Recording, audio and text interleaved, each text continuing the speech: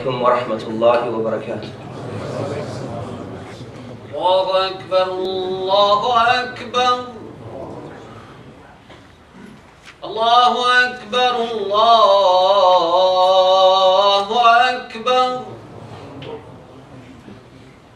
أشهد أن لا إله إلا الله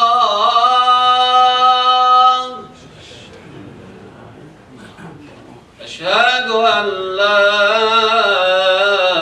إله إلا الله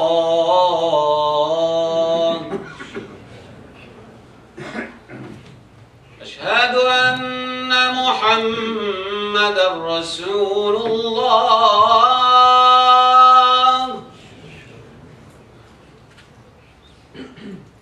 أشهد أن محمدا رسول الله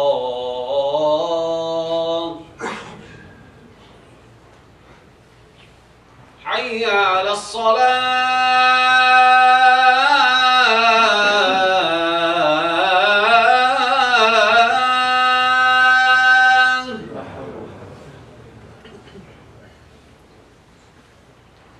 حي على الصلاة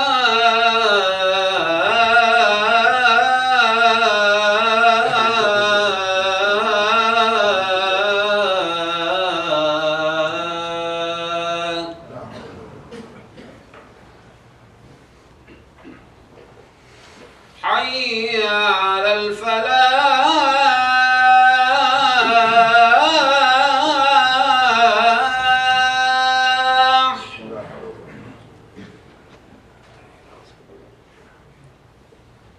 حي على الفلاح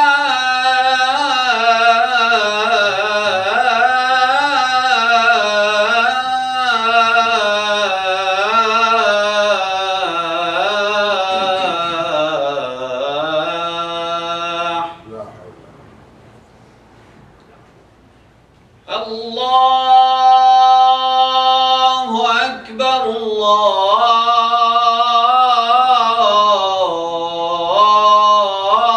الله أكبر لا إله إلا الله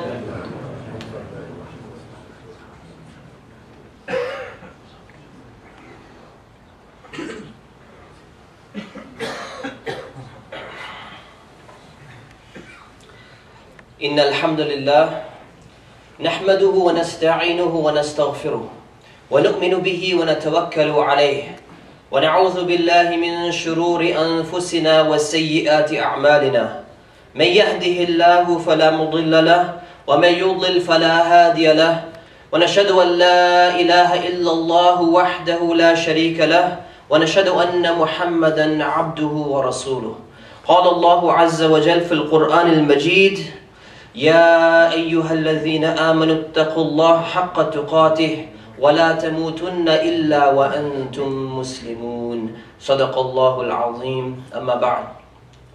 We begin by praising Allah, our Creator, our Sustainer, the one that we owe our very existence to.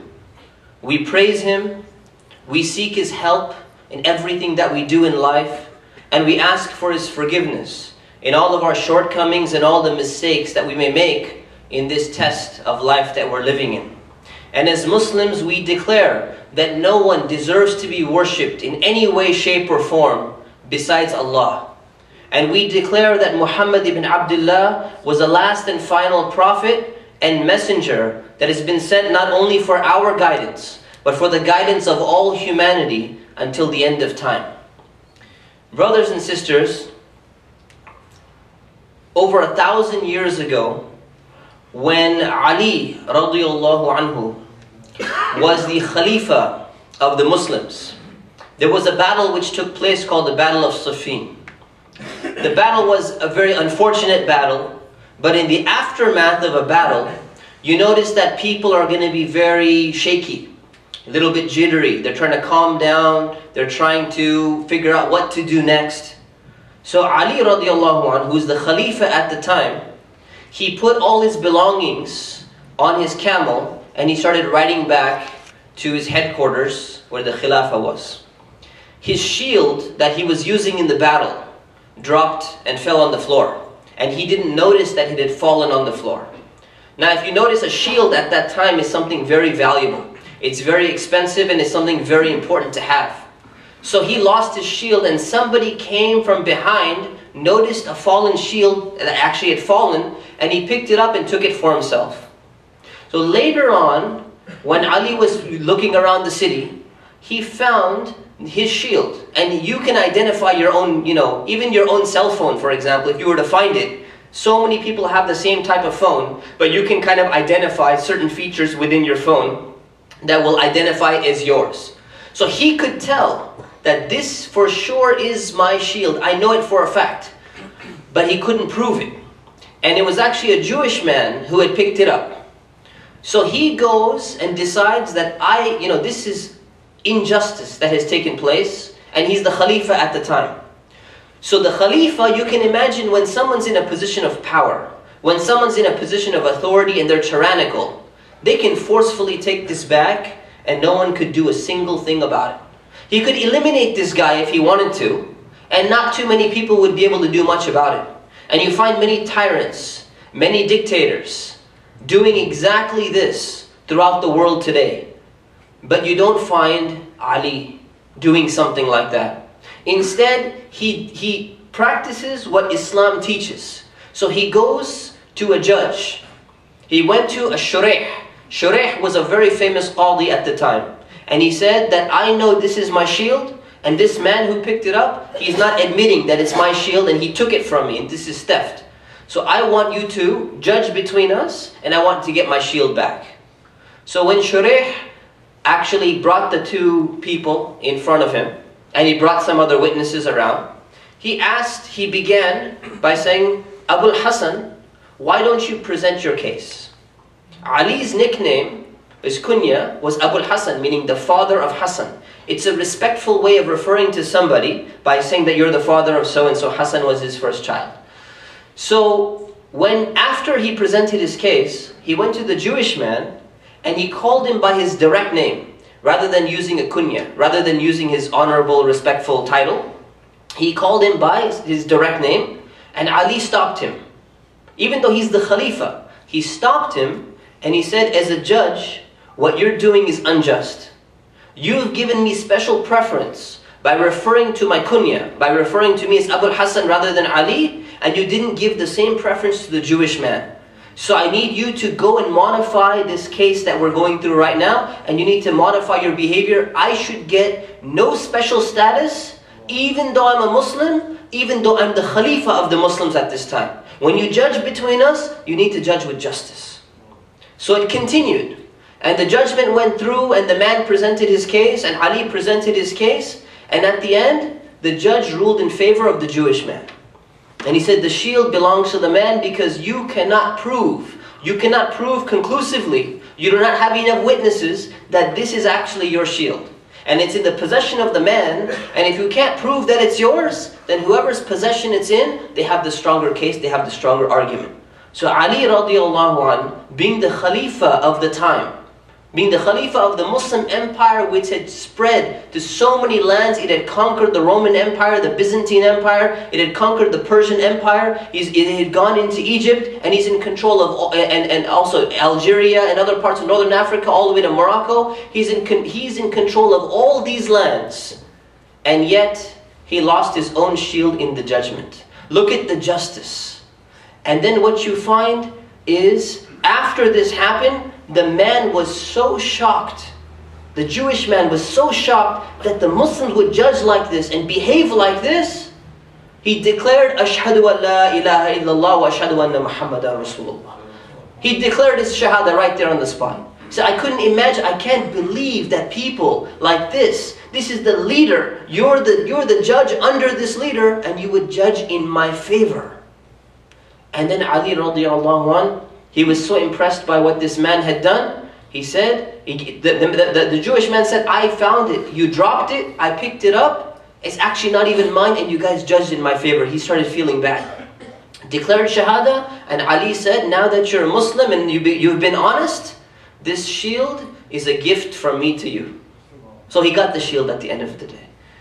Brothers and sisters, the moral of this story is about honesty. And it's not just about honesty in small things. It's about honesty in big things. It's about honesty when you're in a position of authority that you can abuse your authority. You can abuse your power, and Allah has put you in that status. And you have the capability to get away with a lie. You have the capability to deceive somebody else. But the only thing that makes you tell the truth is that you know Allah subhanahu wa ta'ala is watching. You know that you're going to be held responsible on a day where nobody can help you on that day, when you have to stand in front of Allah subhanahu wa ta'ala.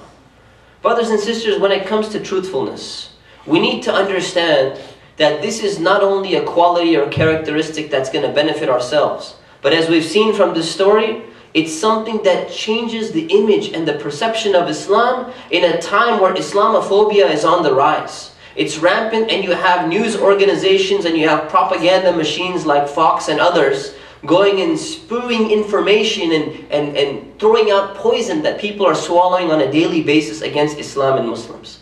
So there's a responsibility that we have. But who do we need to be truthful to? There are three aspects we need to focus on. The first aspect of being true or being truthful is to yourself. Sometimes people don't reflect. What do you mean, truthful to myself? Why would I lie to myself? I hold myself in great esteem. How could you lie to yourself or deceive yourself? Think about on a daily basis how many times we end up deceiving ourselves. When it comes to justifying lazy habits that we have, we do it on a regular basis. When you wake up for Fajr in the morning and you say, you know what? I'm really tired. I want to hit the snooze button. I know I need to. You can come up with the best of excuses in the morning. So I've slept a little bit late. If I get up right now, my whole day is going to be ruined. I'm going to feel tired. Allah subhanahu wa ta'ala doesn't want my body to be harmed, because Islam is about protecting your own body. Therefore, I'm just going to go sleep a few more hours. This is something that we always tend to make excuses for ourselves. When it comes to food, when it comes to eating things we know we shouldn't be eating, we go ahead and make those excuses as well. So you know what, I know I shouldn't have this additional snack because I just ate a big dinner. But you know what, it's so tempting. And how often do you get this type of chocolate? Or how often do you get this type of bag of potato chips, or whatever it may be? And then you find that people end up knowing that they shouldn't be doing something, and they do it anyways. People who continuously smoke, people who do drugs, people who drink, they know it's bad for them, and they know there's almost no benefit in these things. But they can't stop themselves, either because they're addicted, and part of the addiction is because they end up justifying it to themselves that it's okay, I'm going to go ahead and do it. It's okay, I'm going to go ahead and do it. And what we need to do is, by being honest with ourselves, we can actually use this technique and flip it. So there was someone, there was someone who gave a seminar, and he made a very good point that Muslims can use. And that is, he says, I've been trying to get into good habits in my life. I've been trying to implement little small good habits. I want to, imagine as a Muslim, you want to read 5 minutes of Quran every day. You want to do a few push-ups. You want to do some exercise. You want to eat a little bit healthier. You want to call your parents and your relatives, more on a weekly basis. There are things that you want to do regularly, but for some reason you just can't fit them into your schedule. You keep giving priority to so many other things, and you neglect these things that you know you should be doing. So he said, what you need to do is develop a routine, but you need to know how your mind works. You need to know how your heart works. And what you end up doing is you end up making excuses to justify why you can't do this at the time. So he said that he always wanted to have this routine where he flosses every single day. Now if we ask people, we know we should be flossing every day. We know we should be brushing after every meal. No one likes to go to the dentist and have cavities drilled or get a root canal. 1, it's expensive. 2, it's painful. It's not the nicest thing to have. But we end up eating a lot of sugary foods. We end up not brushing. We end up not using miswak or anything, and we end up not flossing either. So he said, in order to develop a habit, I attempted that every single day I put in my mind, I'm just going to floss 1 tooth. That's my goal for the day. I'm not going to floss my entire mouth. I'm just literally going to take a piece of floss and I'm going to floss one tooth every single day. And he said what happens is your mind automatically, when you do one, that's your goal you set. And automatically you say, you know, I did one, I have a little bit more time, I can do a second one. Okay, I can do a third one. Okay, I can do a fourth one. And you end up doing the entire mouth, but your goal was minimal. So if you ever feel lazy one day, you just go ahead and you just do one. You say, okay, I don't have time, let me just do one quickly. You say, I might as well do a little bit more. The same thing, you can change these habits by reading one verse of the Quran a day. Don't start by saying, I'm going to read half a juz a day. You know, because that's your goal. But you know you can't make it to that goal. So you read one verse a day. You read one hadith a day. You go and you make one phone call a day to one of your relatives so that you can keep in contact with them for 2 minutes and just say, I just want to say salam. Or you send one email or one Facebook message just to make sure that you keep contact with people. You can make these adjustments so that you know you end up lying to yourselves. So now what you end up doing is, you're lying to yourself in a positive manner. I only need to floss one tooth, I only need to read one verse, but I might as well just, I already read one verse, I already sat down, I already opened the book, might as well read an entire page. So you find that you're using your own weakness against you. So when it comes to being honest with yourself, if you find yourself struggling, use this technique to flip it around. So being honest with yourself is number one. Number two is being honest with other people. It's not just about yourself, it's being honest with other people, and this is the context in which we use truthfulness and honesty. Being honest with your family, being honest with your children. Even if you promise your children that, you know what, if you sit down right now and you eat this meal, I'm going to take you to the park. And what do you find? Many people use this tactic, and what do? They don't actually have any intention of taking their kids to the park. We just wanted to say something and do something to get that meal in their mouth because they needed to eat. And you say, oh, it's not a big deal. But kids are affected by this. Number one, it's between you and Allah. Number two, kids and people will be affected by even the small types of dishonesty that you have. And you find that the Prophet ﷺ used to say that the one boy came in, and one woman, she said, if you come over here and you stop playing, I'm going to give you a gift. He said, what gift are you going to give? So I'm going to give him a date. You know, so the Prophet ﷺ, he asked, he said, you promised him a gift. What were you planning on giving him? She said, you know what? I was going to give him a little date, which is like a sweet piece of candy. And he said, make sure you give him that date that you promised. And if you don't, a lie is going to be written against you. Even to a child. A lie will be written against you.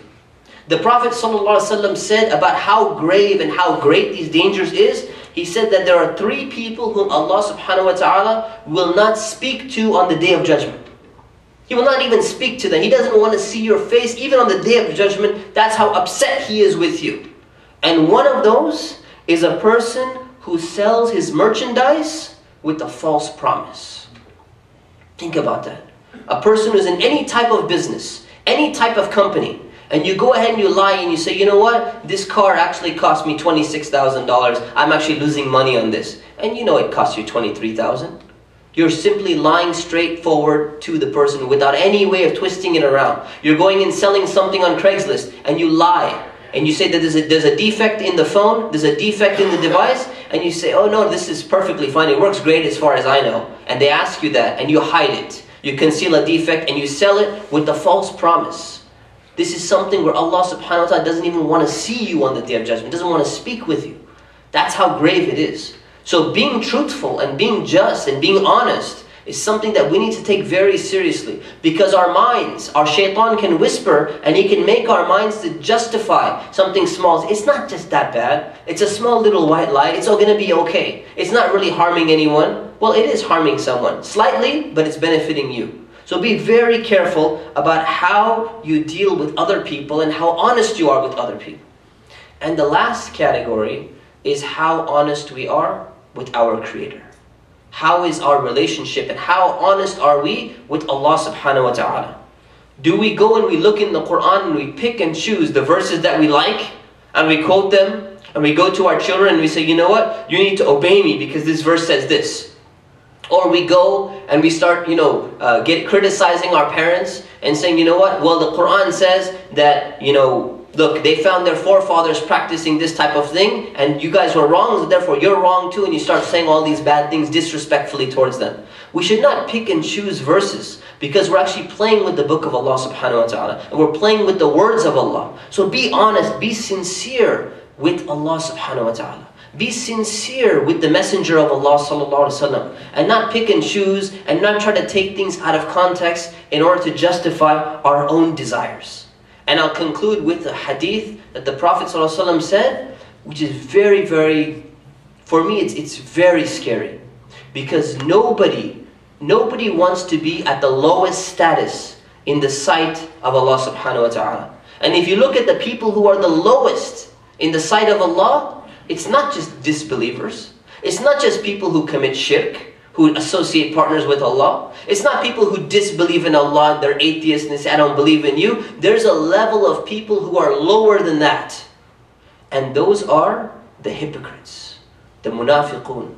The people who say something and they do something else, who make a claim and they're actually being two-faced. The Prophet ﷺ said regarding hypocrisy, he said, أَرْبَعٌ مَنْ كُنَّ فِيهِ كَانَ مُنَافِقًا خَالِصًا. There are 4 characteristics that if a person has all 4, he is a pure hypocrite. And you say, you know what? Oh, I'm probably not going to have all 4. The Prophet ﷺ, he knew that we're going to try to justify ourselves and say, see, therefore, as long as I don't have one of them, I'm okay. I don't need to worry about the hadith. I don't need to listen to the rest of it. And then he said, وَمَنْ كَانَتْ فِيهِ خَصْلَةً مِّنْهُنْ كَانَتْ فِيهِ خَصْلَةً مِّنَ النِّفَاقِ حَتَّى يَدَعَهَا. So, and anyone who has one of these characteristics, he has a characteristic of hypocrisy in his heart until he gives up this quality. Number 1, إِذَا اؤْتُمِنَ خَانَ. When he is entrusted with something, he betrays his trust. When you're entrusted, somebody trusts you with something, and you betray their trust. Somebody loans you a book. Somebody loans you a DVD. And they say, you're going to give it back to me next week. And 6 months go by and you forgot about it. You decided, no, you know what? It wasn't important enough for me to remember that this is yours. It actually belongs to you. You deceive the person. You tell somebody, I'm going to meet you over there at this point in time. And you don't show up. You don't even care to show up. You don't care to put it in your calendar. You don't care enough to actually make it to that appointment because it wasn't something, and the person was relying on you. The person needed you, and you betrayed that person's trust. That's the first characteristic of hypocrisy. The second, وَإِذَا حَدَّثَ كَذَبَ. And when he speaks, he lies. Every time the person opens his mouth, he's telling a lie. He's deceiving people every single time in order for some personal gain. Goes to this group of people, says one thing. Goes to another group of people, says something completely different. Number 3, وَإِذَا عَاهَدَ غَدَرَ. Whenever he makes a promise with someone, he breaks that promise. Whenever he makes a promise, his promise has no real stance. And many people, we use the phrase, wallahi, to emphasize something. Right? You find many places, many countries, many places you visit, many people you see, when they want to convince you, because you're arguing with them, you're trying to check, is this right? Is this person being honest with me? Is this taxi really going to cost this much or is it going to cost this much? And say, wallahi, it's going to be this. And they're actually lying. Because wallahi, by swearing by Allah, it was just used to convince the other person. There was an incident one time, subhanAllah, the fear of Allah subhanahu wa ta'ala has gone from the hearts of people. You know, there was a friend of mine, we were in a country, I won't tell you which country, so that you don't start thinking it's about nationalism or something. We were in a country and the man was on a bus, and when he got off the bus, he had handed the man 20 of their currency, and the man handed him back nothing. And he said, you need to give me my change. So you didn't hand me the 20, maybe the guy had forgotten. So the guy says, look, you know, I handed you a 20, I have witnesses around me, I handed you a 20, they all saw it. And the guy was busy collecting money and everything. So he said, you know what? He said, you need to pay me. He said, I'm not going to pay you anything. He said, get off. He said, get off my bus. So the brother was a convert to Islam, by the way. So he said, you know what? He said, well, either you pay me now, or you can pay me on Yawm al-Qiyamah. You can either give me my change now, or I'll take it back from you on the Day of Judgment. You know what the brother did? He pushed him out of the van. He said, Yawm al-Qiyamah, and he drove away. Where's the fear of Allah subhanahu wa ta'ala? Where is the consciousness of Allah subhanahu wa ta'ala that we take something like that so lightly? Don't worry about it. I'm going to deal with it later. Yeah, I'll talk to Allah. You're going to convince Allah subhanahu wa ta'ala? How do we take it so lightly? So the third characteristic of a hypocrite, وَإِذَا عَاهَدَ غَدَرَ. When he makes a promise, he betrays that promise. And number 4, وَإِذَا خَاصَمَ فَجَرَ. And when he argues, he starts to speak falsely. When you get into an argument, you start getting heated, you get emotional. What you end up doing, it becomes very tempting. You want to win that argument because your ego, your nafs is on the line. You do not want to continue. So you need to be very careful about these characteristics, inshallah. So let's move in, inshallah. Let's fill in all the gaps. There's quite people coming in. Just move forward. So again, these characteristics are characteristics of a hypocrite. Nobody wants to be a hypocrite, and nobody wants to even be classified or even being compared with someone who's a hypocrite, who's the lowest in the sight of Allah subhanahu wa ta'ala. So we ask Allah to protect us from hypocrisy. We ask Allah to make us be among the people who are truthful, even if it's against ourselves. Ameen. Astaghfirullah li wa lakum wa lisa'il muslimin fastaghfiruhu innahu huwal ghafurur rahim.